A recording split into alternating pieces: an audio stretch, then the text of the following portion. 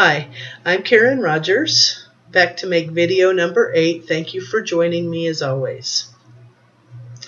Today's video is going to be about orca whales. I consider it a bonus life science video that adds to the trilogy of Earth, life, and physical science videos that we did previously.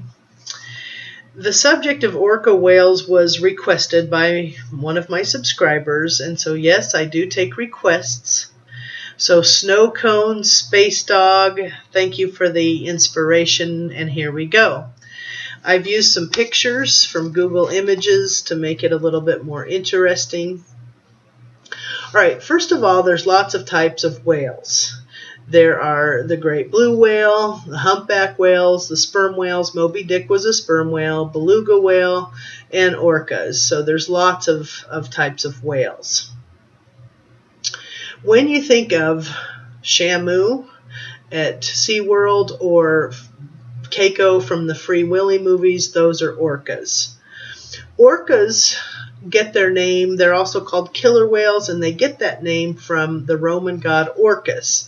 And Orcus was a sea god that oversaw the dead of the sea. So you have the killer Orcus connection, and that's why they're also called killer whales. People say that they should be called the pandas of the sea because that sounds better. Orcas live in pods and groups, and they have very complex behavior and communication. It's very interesting. You could make a video of that all by itself, the communication. And they don't mate within their own pods. They frequently meet up with other pods to mate.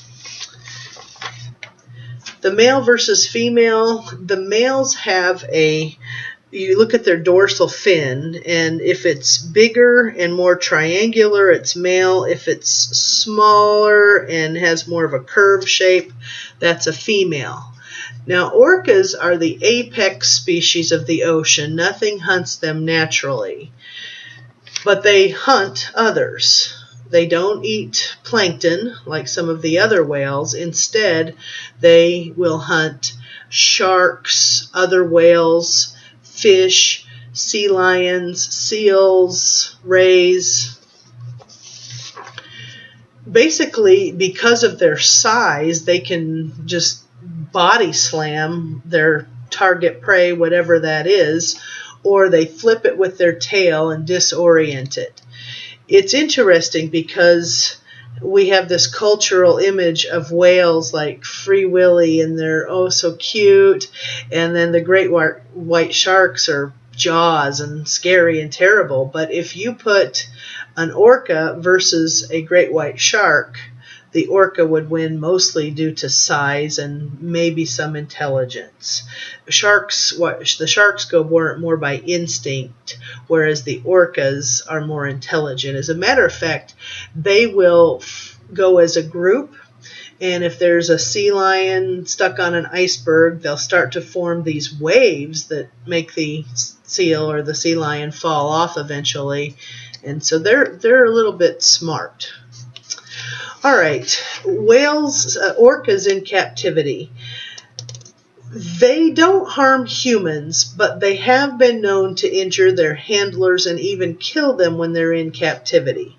There is a lot of controversy about keeping these whales in captivity, and so SeaWorld and a lot of the parks that used to use them for shows have stopped that practice.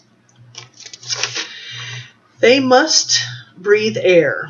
And so they can hold their breath for 90 minutes, but they still at some point need to come up for air.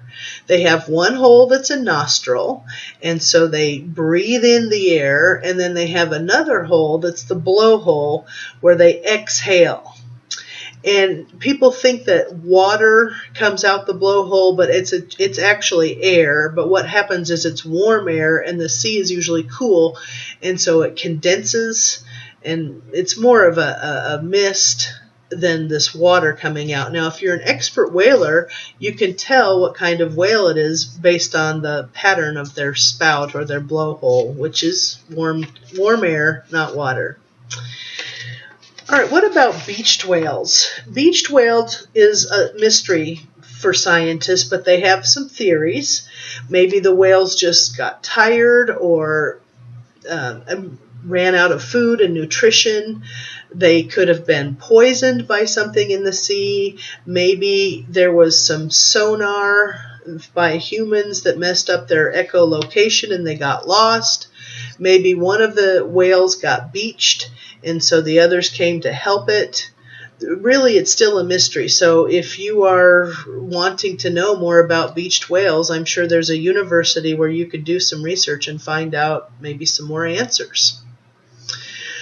All right, the final thing about beached whales is Trials of Life. When I used to show the video Trials of Life series, there's this one called Hunting and Escaping, and there would be this group of orcas that would throw this poor sea lion around, and I shouldn't say poor sea lion, but that's what the students would think. They'd say, oh my gosh, it was traumatizing to some students, of course fascinating to other students.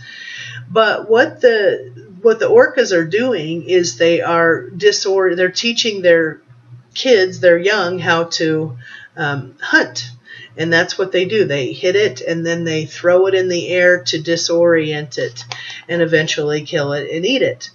And again, some people were really sad about this, but my biology teacher, Mr. Jones, said not to favor one species over another. That's actually incorrect because everything is part of the food chain. If they didn't hunt, then they would starve. Poor Free Willy would starve if it wasn't for the sea lions and their prey. All right, I'm going to finish today with a joke on a positive note, right?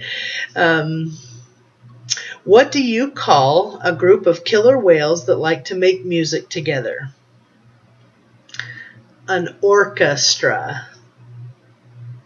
I'm Karen Rogers. I educate, motivate, and entertain. Thanks for watching. I'll see you next time.